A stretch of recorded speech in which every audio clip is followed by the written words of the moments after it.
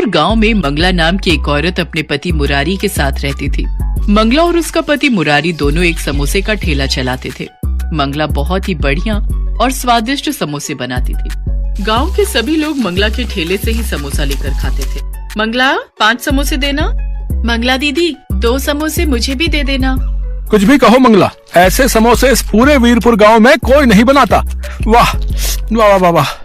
मंगला और मुरारी दोनों मिलकर अच्छा कमा लेते थे। 590 और ये 10 रुपए, पूरे 600। सुनो, बस ऐसे ही हम पर लक्ष्मी जी की कृपा होती रहे। हमारी कमाई बहुत ही अच्छी हो रही है। सब तुम्हारे हाथों के बने समोसों का ही तो कमाल है मंगला। सुनो, कल जल्दी उठ जाना, समोसे बनाने का सामान खत्म हो रहा है। जल्दी मंडी हो आएंगे, क्योंकि टाइम पर समोसे बनाकर ठेला भी तो लगाना है। ठीक है, तुम मुझे जल्दी उठा देना। अगले दिन मंगला और मुरारी दोनों समोसे का सामान लेने मंडी जाते हैं। भैया, सबसे बढ़िया वाले 20 किलो आलू कर दो। ये 30 रुपए किलो वाला आलू है, ये कर दूं? बढ़िया है ना, और मीठा नहीं होना चाहिए आलू, ना ही खराब। ये मटर तोल दो, प्याज और बाकी हरा धनिया, हरी मिर्च। मंगला और मुरारी इसी तरह सब्जी वाले से बढ़िया सब्जी खरीदते हैं। राशन की दुकान से समोसे बनाने के लिए बढ़िया मैदा और तलने का तेल खरीद लेते हैं। मंगला और मुरारी समोसे बनाने में बहुत ही बढ़िया सामान इस्तेमाल करते थे। शायद यही वजह थी कि उनके समोसे बहुत ही ताजे और स्वादिष्ट लगते थे। मंगला की जिंदगी में सब कुछ अच्छा चल रहा था। ऐसे ही एक दिन, तुनु जी, सामान लेने मंडी नहीं चल रही क्या? अरे भूल गई, आज शहर से मेरा दोस्त रघु अपनी पत्नी के साथ आ रहा है। हाँ, मैं तो भूल ही गई। एक काम करो, सामान मैं खरीद लाती हूँ। कभी पीछे से आ जाए तो तुम तो घर पर होगे, और सामान लाना भी जरूरी है। कल ठेला कैसे लगेगा फिर? मुरारी घर पर ही रुक जाता है और मंगला सामान खरीदने चली जाती है। मंगला जब सामान खरीदकर वापस घर लौटती है तो रघु और उसकी पत्नी आए हुए थे। मंगला उन्हें खाना पीना करवाकर समोसे बनाने का सामान खोलकर रखने लगी। अरे आप लोग इतना महंगा सामान खरीद कर समोसे बनाते हो, इससे आपको क्या बचत होती होगी? 5 रुपए के समोसे में 10 रुपए की तो लागत ही लगा देते हो। ऐसे थोड़ी होता है। अरे कमाई करना सीखो। मैं शहर में रहकर बहुत कुछ सीख गया हूँ। मैं तेरी बात नहीं समझा रघु। भैया, मैं आपको समझाती हूँ। हम पति पत्नी शहर में अपना घर बनाकर बैठे हैं और आज ये हमने मिलावट करके ही कमाया है। बस ग्राहकों की जीभ पर स्वाद लगना चाहिए। अरे तू समझा नहीं, तू इतना महंगा मैदा, इतने महंगे आलू और सब्जियां, तेल सब कुछ खरीदता है भाई। पर मैं भी ऐसे ही समोसे और पकौड़े का ठेला लगाता था, पर कोई कमाई नहीं होती थी।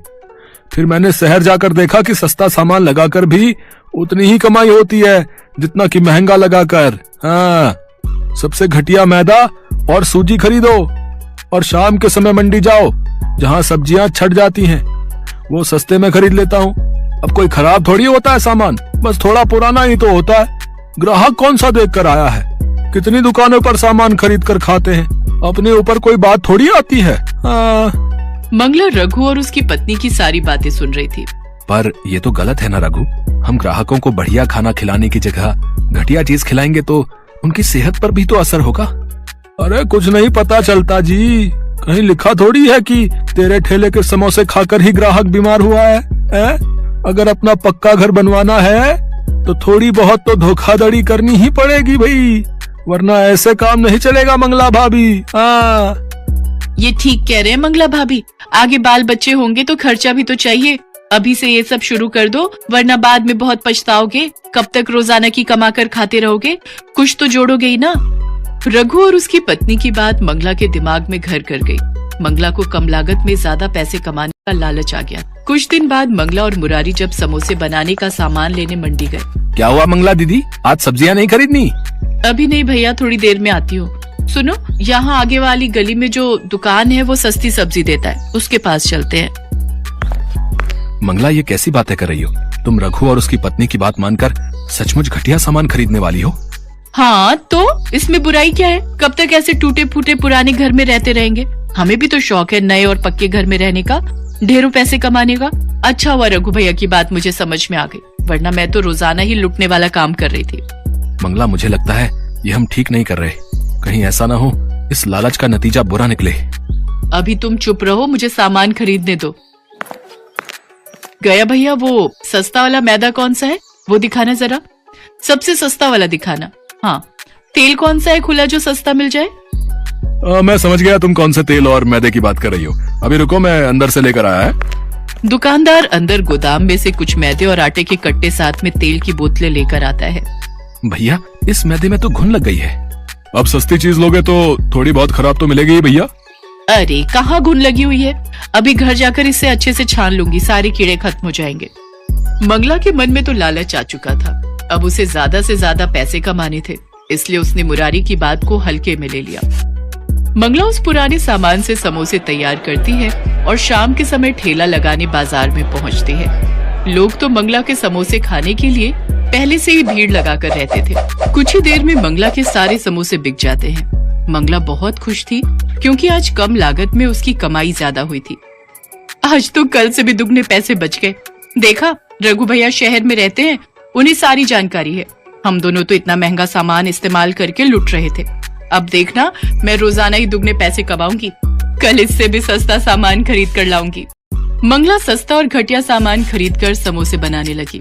धीरे धीरे गांव के कुछ लोग बीमार पड़ने लगे। किसी को कुछ भी समझ में नहीं आ रहा था कि लोग बीमार क्यों पड़ रहे हैं। तभी एक दिन पुलिस उस दुकानदार को पकड़ लेती है जो गांव में खाने पीने की दुकान और ठेले वालों को खराब सामान बेचा करता था। हाँ भाई, कौन कौन से खाने पीने की चीज बनाने वाले दुकानदार हैं और ठेले वाले भी, जिन्हें तो ये पुराना सामान बेचता है, जिस कारण गांव के लोग बीमार पड़ने लगे हैं भाई। अब मैं सबके नाम बताता हूँ मालिक। दुकानदार घबराकर सबके नाम बता देता है और उन नामों में मंगला और मुरारी का नाम भी शामिल था। मंगला और मुरारी को पुलिस पकड़ लेती है। मंगला आज सचमुच बहुत पछता रही थी क्योंकि उसने किसी के कहने पर अपना बसा बसाया काम खराब कर लिया, और वो भी थोड़े से पैसे कमाने के लालच में। इस कहानी से हमें यही शिक्षा मिलती है कि हमें कभी भी लालच नहीं करना चाहिए और दूसरों की बातों में कभी भी नहीं आना चाहिए।